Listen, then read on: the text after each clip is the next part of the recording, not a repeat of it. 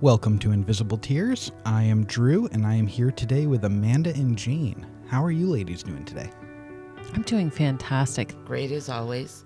I'm with you guys, so I know. I'm always good. I know. I'm with you guys. And I'm always good. We're doing another podcast and another episode, so. Fantastic. And we apologize that we don't have the visual. You guys can't see us recording this podcast, but we're going back to old school, just the local recording. So we'll make something up on YouTube for you guys. Yeah, definitely. Yep. We should have Jessica or Obbs come down and take pictures of this.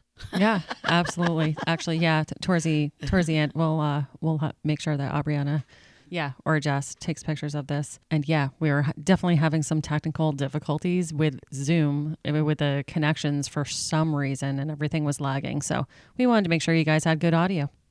Yeah, again, it was me.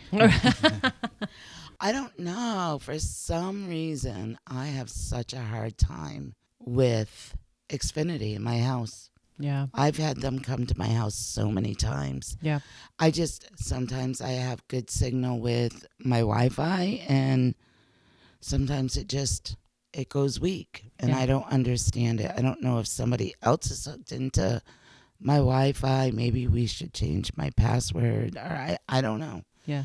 It's frustrating. Yeah, it's weird because it's like it really is just like almost like download speed. So if we have anything to do with visual, and of course, we're capturing audio at the same time, then it makes your audio lag too. Yeah. It's so frustrating. Yep, it is. But we'll figure it out.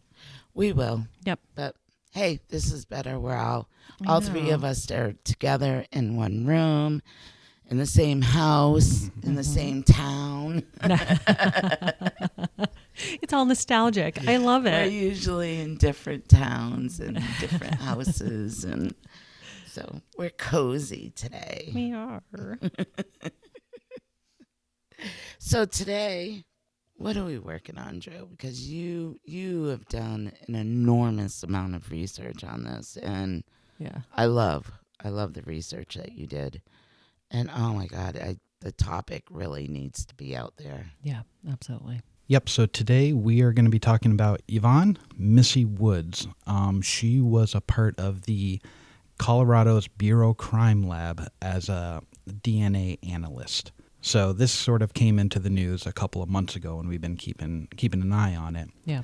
So back in September of 2023, law enforcement became aware that Missy Woods' work may have deviated from standard operating procedures, is what the agency first started to look into her and the work that she was doing. So throughout this time, Missy was placed on administrative leave in early October of 2023, and then she subsequently retired on November 6th of 2023 as this investigation was ongoing. She had been a member of the Bureau's crime lab for 29 years at this time. That's so long. That's such a long career. Yep, so according to the investigations, this is quoted with what the Colorado Bureau of Investigation has identified. She omitted material facts in official criminal justice records, tampered with DNA testing results by omitting some of the results, violated CBI's code of conduct and CBI laboratory policies ranging from data retention to quality control measures. The agency also found that she manipulated results by doing the following. She deleted and altered data that concealed her work tampering with the controls.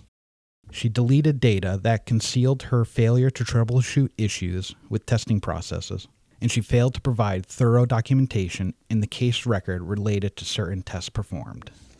So now, with this coming about, a week after Woods resigned from the CBI, the first lawsuit was brought forward by attorney Mark Burton, filed on behalf of his client James Hunter. And the lawsuit identifies Woods as the lead scientist on his case and alleges Hunter was prosecuted and tried based on fabricated and false evidence. Yeah, so back in 2002, James Hunter was arrested for burglary and sexual assault of a mother and her daughter by a suspect who at the time all they could identify was that he was wearing a ski mask. Mm-hmm.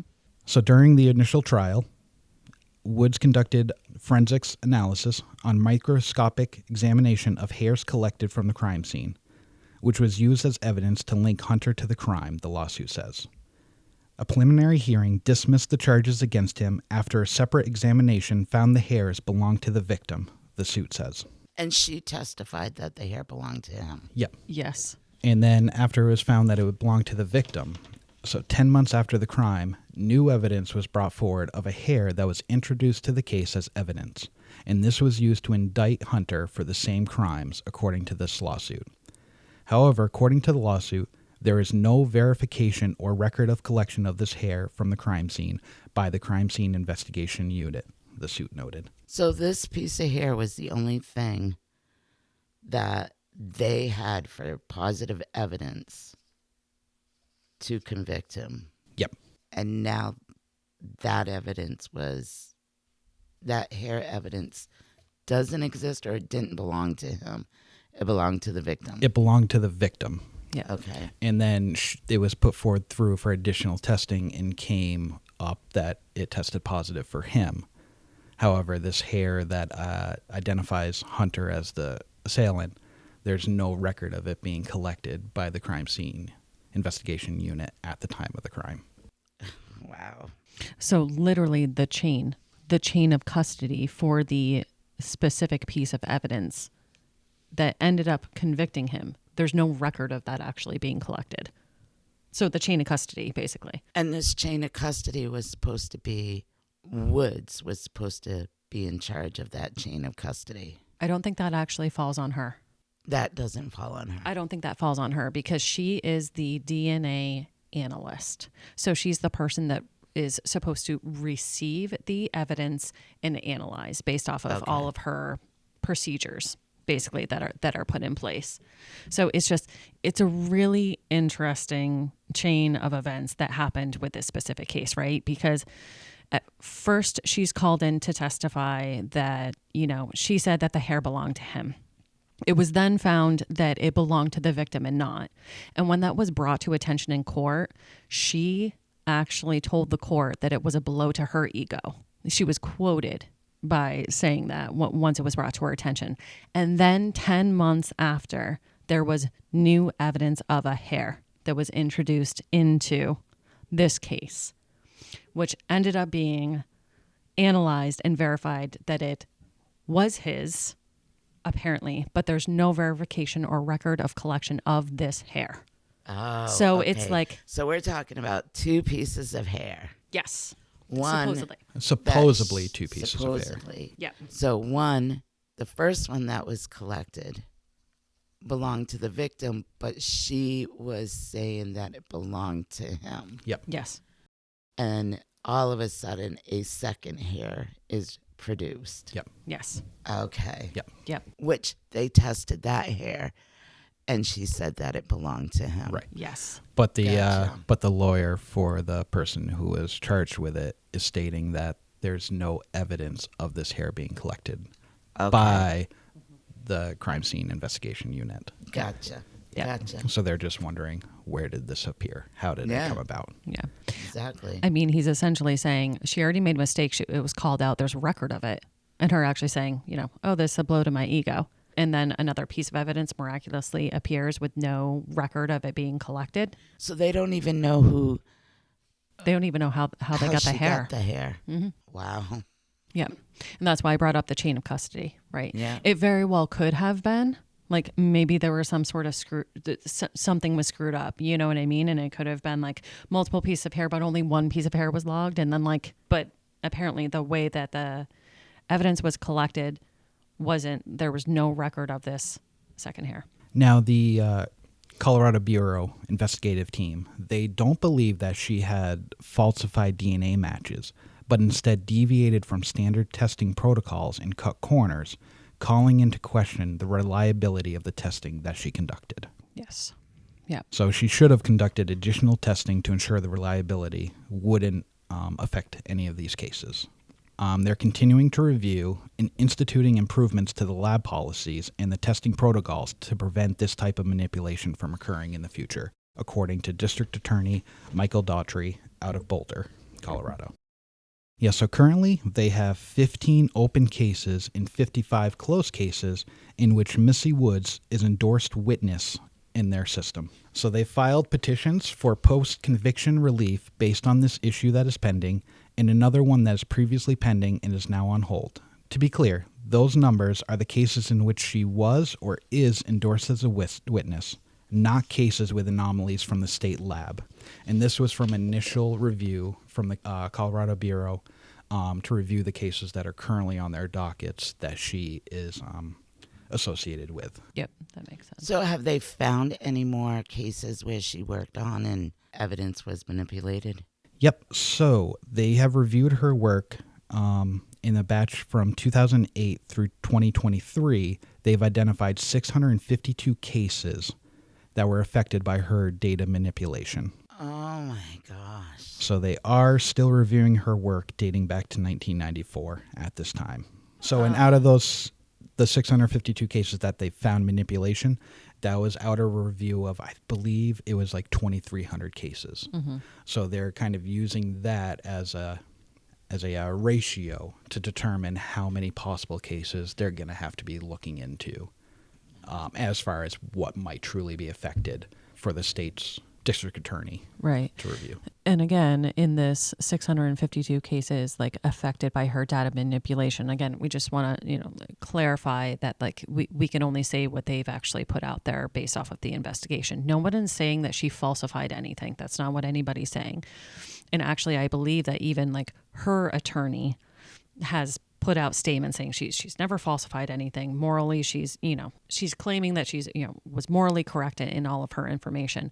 What they're saying is the data manipulation, so cutting corners or deviating away from normal controls that are in place for their policies and procedures were done, that they've found. So that's what these 652 cases are. Now, were all these DNA cases? Because, like, she's been in there for, 29 years? Yep. So DNA wasn't, I don't think DNA existed back 29 years ago.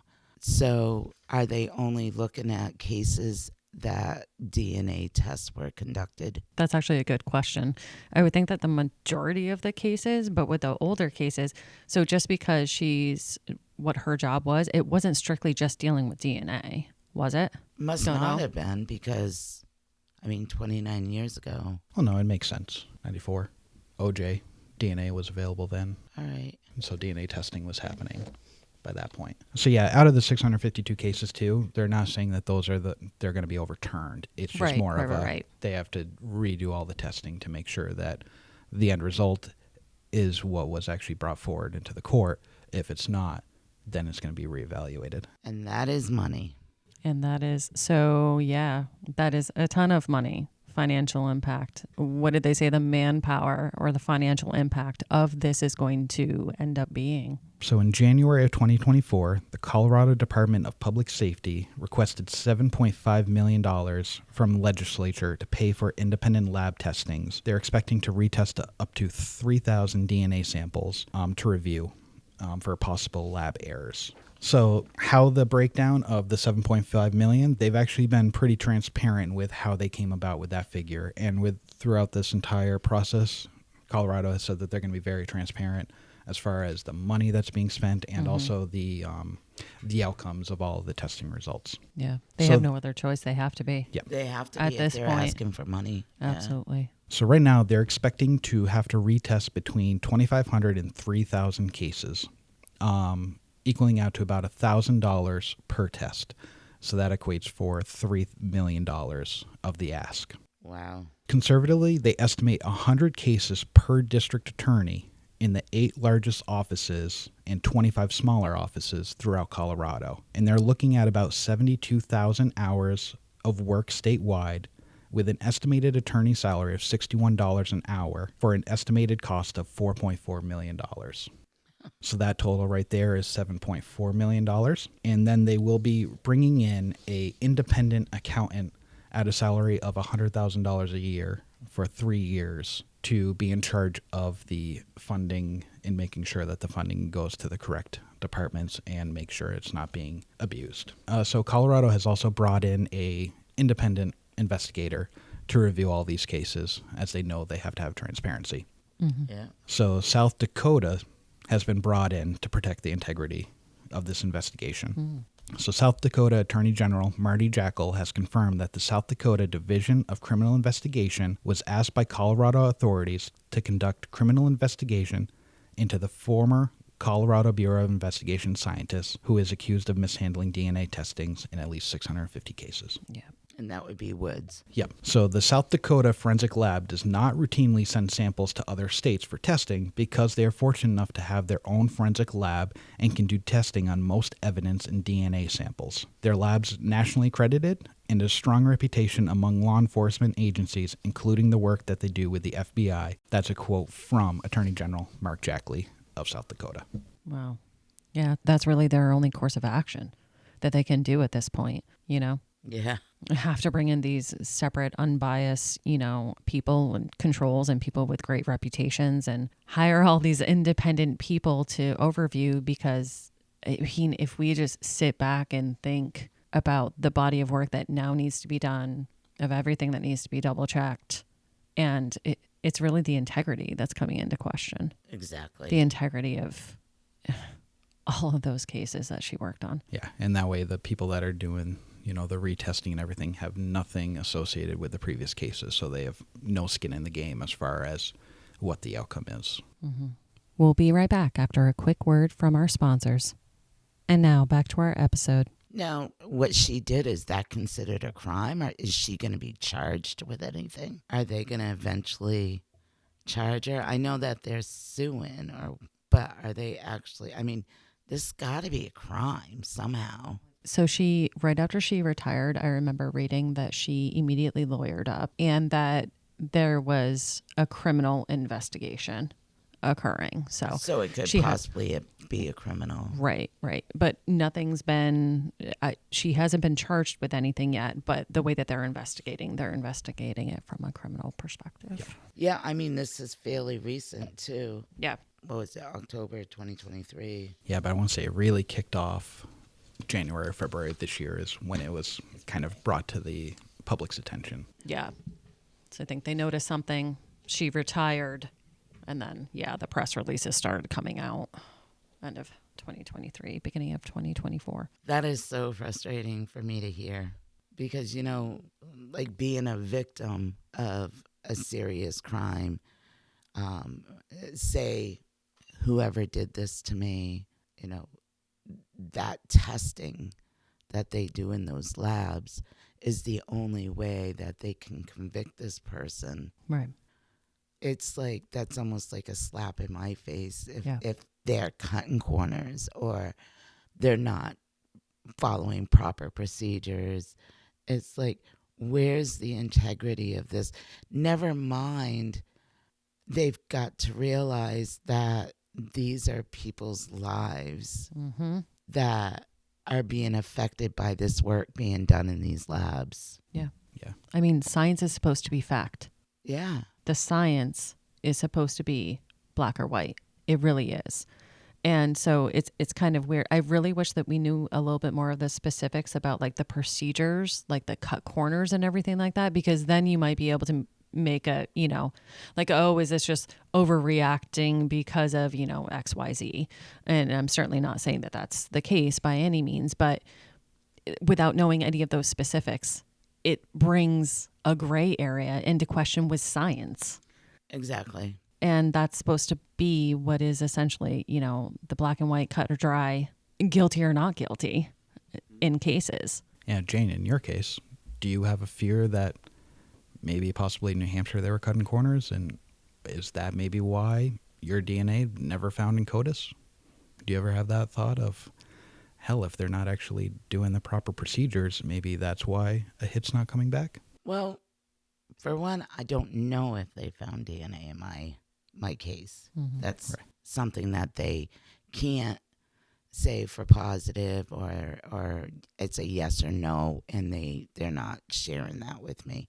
And being an old case, you got to kind of question how they collected the evidence. Right. In 88. Because it wasn't in 88, DNA didn't exist. So, you know, it comes to so many things come to into question with that. One, did they collect the evidence correctly?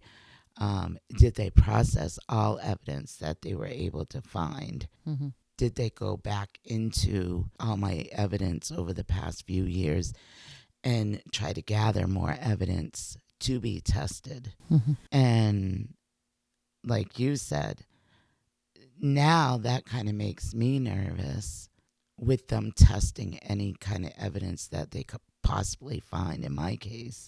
Right.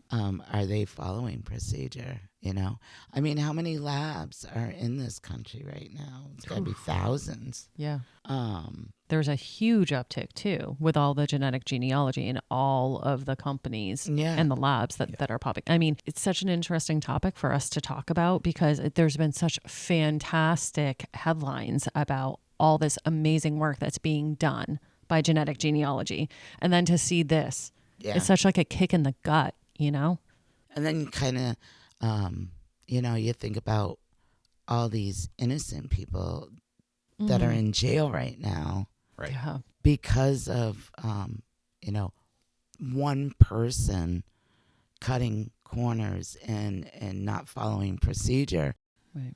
That gets right back to, do these lab people even realize that these are real lives that they are affecting? When they walk in that lab and they do their job that day, they have to have it in their head that these are real lives that they are actually working with. Right.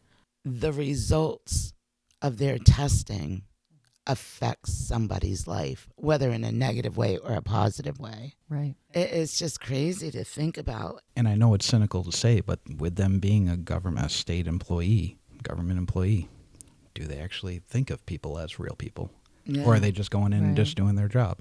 Right. Yeah. I don't know about you guys, but last handful of people we've had to deal with that worked in state or government positions, they don't view us as people. Right. Yeah. Yeah.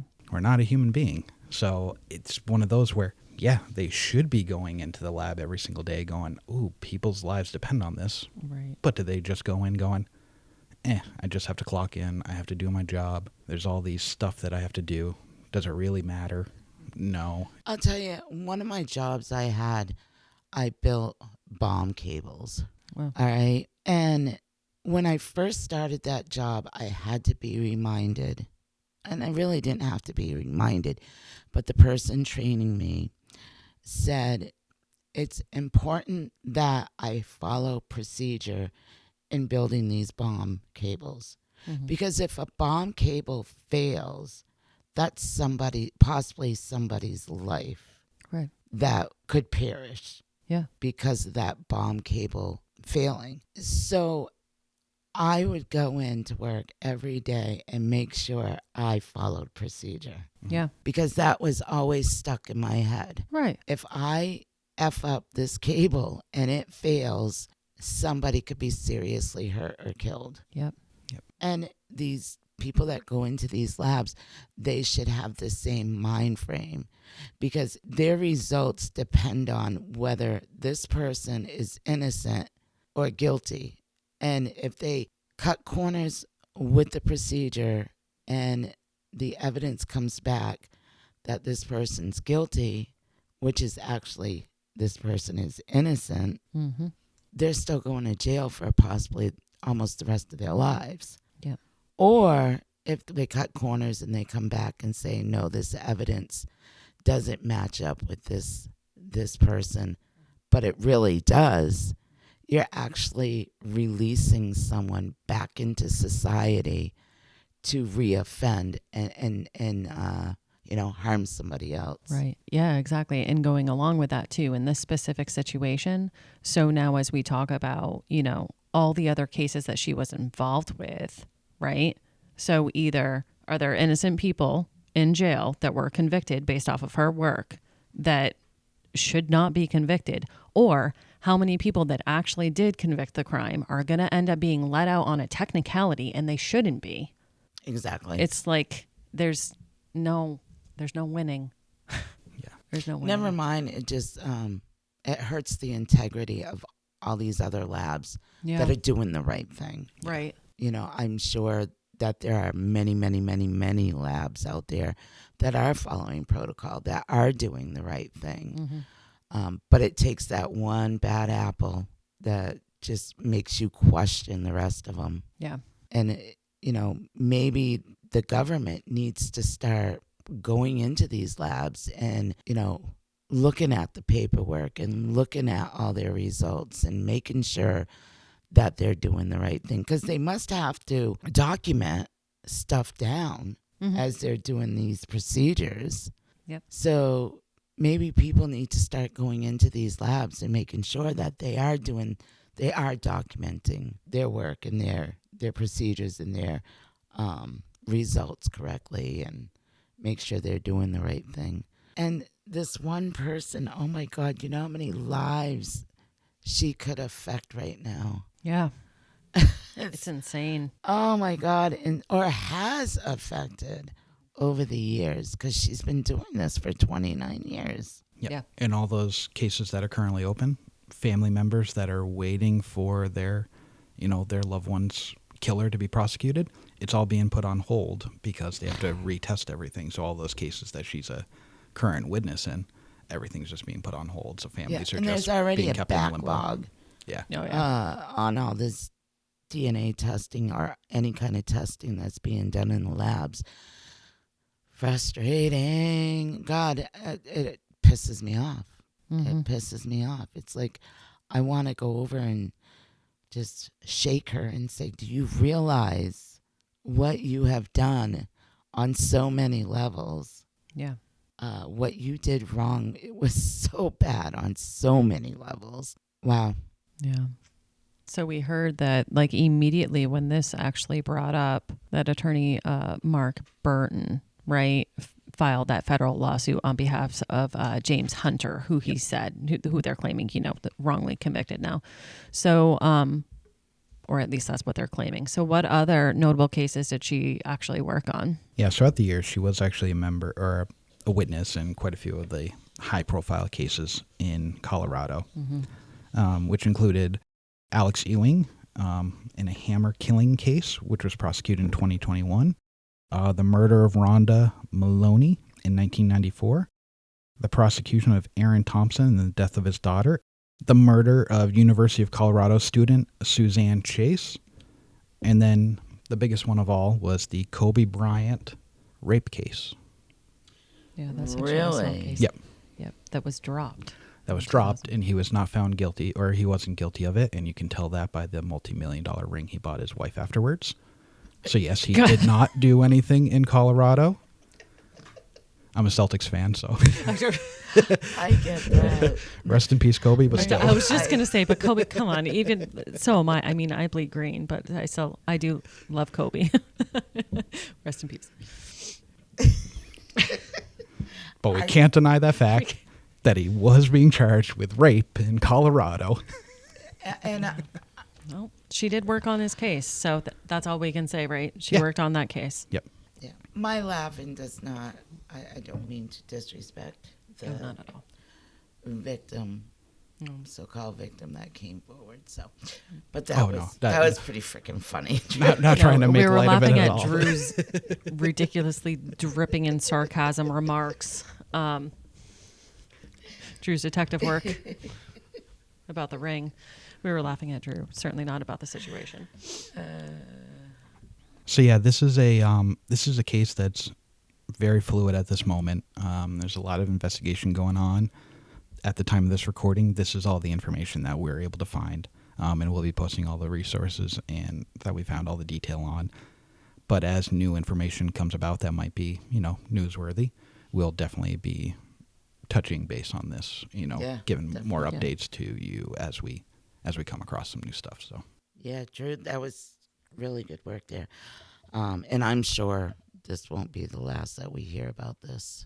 I just hope that they don't find this in other labs.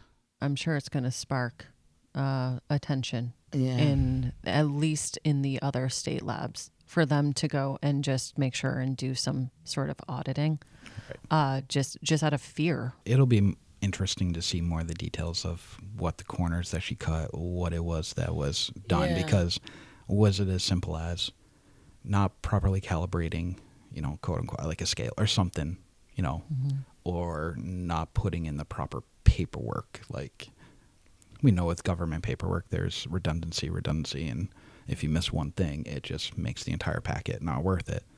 So kind of want a little bit more details on that, because it could honestly be just an honest mistake that everybody could make in their everyday lives at their job.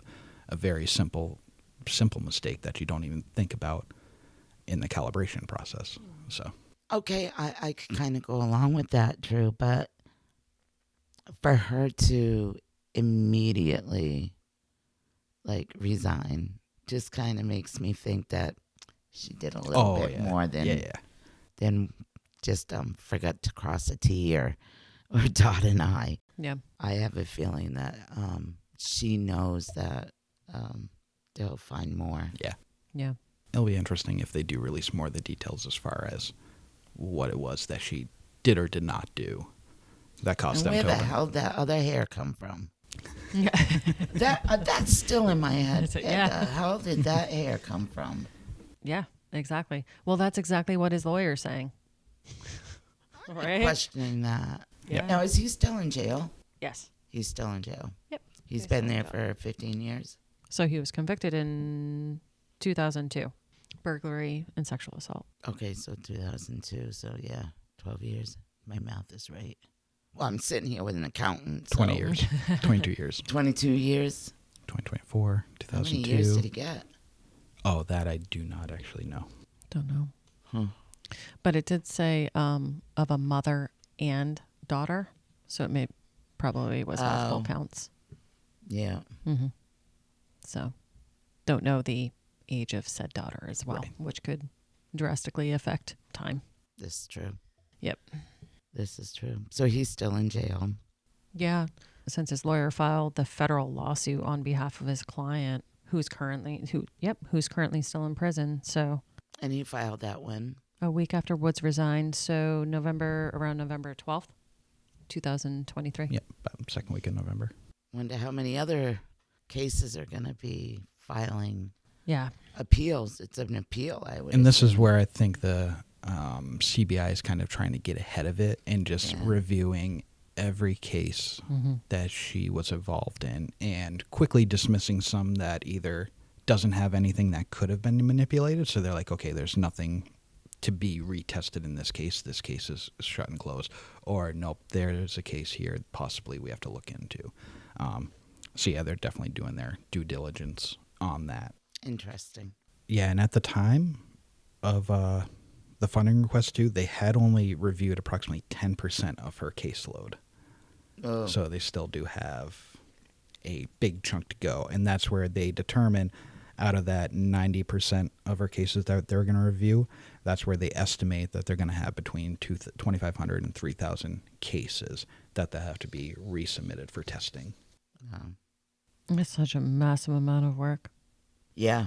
for one person. Yep. Because of one person. Yeah. That's the thing. It's like, Colorado, you taxpayers are going to have to pay $7.5 million because of this one person's actions. yeah. And probably more. Right. Let alone, that was just a dollar tag. It's not even getting into the morality Yeah. space of it. Yeah. It's so wrong on so many levels. Yeah. When you hear something like that, it's so hard to stay positive and still trust in the system and trust in the labs and the procedures and all that. Yeah. Trust in the process. Yeah. Yeah. Yeah. Especially if, your case is a cold case or, other cases in the state that are cold cases. It's, well, good work, Joe. Really good work. We'll definitely have to watch this and do some updates. Yeah. We don't want to trash law enforcement, and we don't want to trash these labs. Trust me, this is the last thing I wanted to hear about and see, because being a victim or a survivor of a serial killer that's still out there, I still want to keep hope. Right. Still stay hopeful with anything that should arise with especially testing like this. Yeah. So yeah, we're not trying to trash these organizations or these labs or law enforcement, but this is something that we really felt needed to be talked about and needed people to know about. Yeah, absolutely.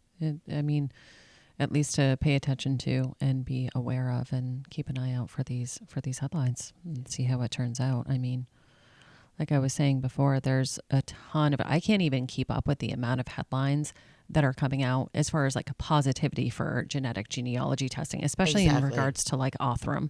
I mean, they're just leading the charge, right? I can't even keep up with the amount of good work that's being done. So I mean, it's a hugely visible and positive space. So this is one of those where it's like I think it would do everybody good to sort of keep a pulse and pay attention to what ends up turning out with this case, because it may change the space, right? Yeah. I mean, like you said, like Orthram. Mm-hmm. Amazing stuff is coming out of all these genealogy DNA labs. And, hopefully the funding will keep coming in. Yep. Because a lot of these states don't have funding for this DNA testing. Mm-hmm. And they've been finding grants and finding the money to do these testing. Yep. So, yeah, I mean, hopefully this doesn't put a stain on them and because they're doing amazing work. Yeah. They really are. And hopefully it's just this one bad apple. Yep. Stay tuned. Thank you for listening. Be sure to subscribe, follow us, like and share, and keep up with us, and we'll be providing updates on this case. Thank you, and have a great week. Thank you all so much for listening to this episode of Invisible Tears. Make sure you subscribe to our podcast to hear all future episodes. Click into our link tree too in the episode description to find and follow us on all our social medias. And it also links to our website, invisible-tears.com, where you can keep current on any events that may be coming up, read more about Jane and the team, and read more about all the Connecticut River Valley unsolved cases. Evil may exist in this world, but we will not let it win. See you next episode.